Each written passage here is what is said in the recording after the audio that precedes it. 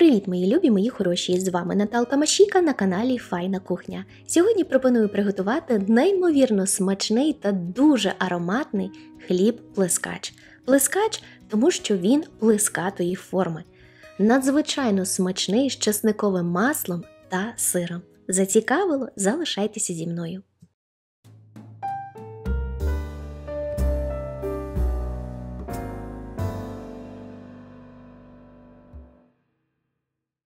До 300 мл теплої води додаю 7 г сухих розчинних дріжджів та 1 столову ложку меду.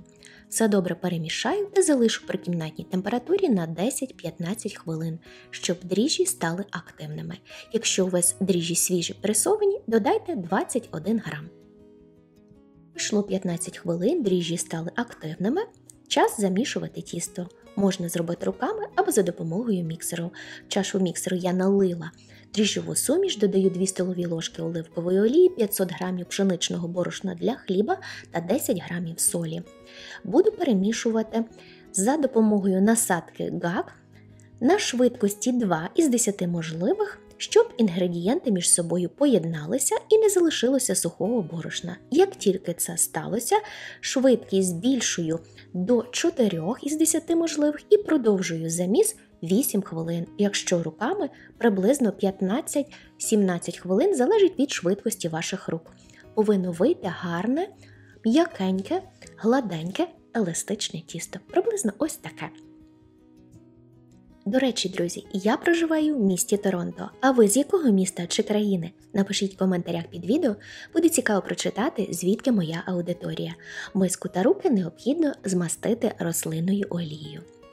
А з тіста зробити кульку, підгинаючи кінці донизу, так, щоб поверхня кульки вийшла гладкою. Миску з тістом необхідно накрити рушничком або харчовою плівкою і залишити в теплому місці на 1 годину.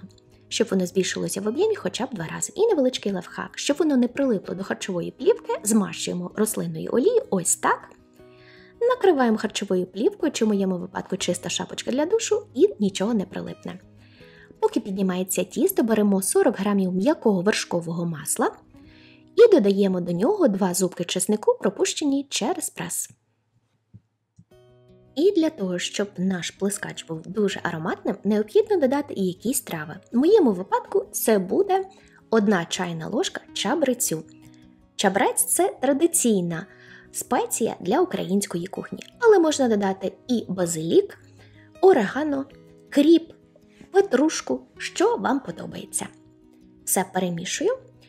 І також мені для хліба знадобиться 100 г твердого сиру. У мене сир натертий на грубій терці. Це суміш сирів, беріть будь-який сир, який вам подобається, який ви зазвичай використовуєте для піци. Пройшла 1 година, подивіться, як гарно піднялося моє тісто, і харчова плівка не прилипла. Декілька разів натискаю на тісто долонею, щоб вийшов вуглекислий газ. Робочу поверхню я зовсім трошки притрусила борошном та кладу на неї моє тісто. З тіста необхідно зробити великий прямокутний корж за товщиною трошки товстіший, ніж зазвичай ми робимо для піци. Тісто надзвичайно приємне в роботі і ніякої качалки не потрібно, але якщо ви хочете зробити, щоб так було все дуже акуратно, то можна використати і качалку. Якщо ви бажаєте, з цього тіста можна зробити декілька невеличких індивідуальних коржів.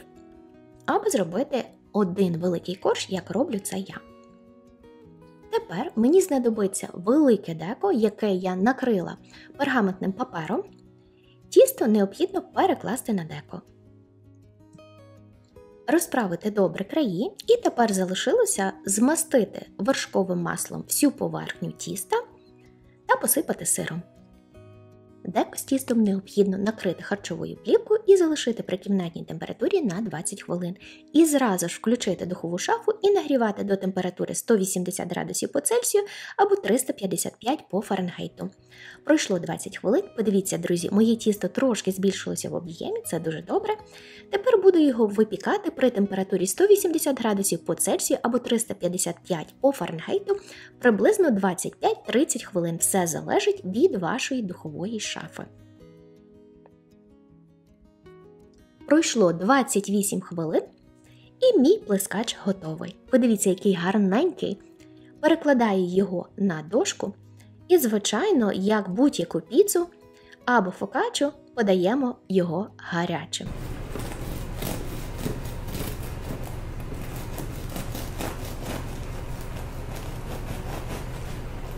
Хліб надзвичайно смачний, ароматний, як ви вже самі почули, має хрумку скоринку, ніжну м'якушку, чудово зберігає свіжість і на слідуючий день. Можна його на слідуючий день підігріти, покласти трошки до духовки і знову буде хрумка скоринка та ніжна, м'якенька, тепленька м'якушка. Файно дякую, друзі, що завітали на мій канал Файна кухня. Сподіваюсь, що рецепт вам сподобався. Ну, якщо сподобалось це відео, не забудьте покласти свою вподобайку, написати коментар під відео, підписатися, якщо не підписані, і на цей, і на мій інший канал ABC Cooking, тому що все це дуже допомагає українському YouTube розвиватися. Ну а я, в свою чергу, бажаю вам гарного настрою і, звичайно, смачного. До нових відео. Всім па-па!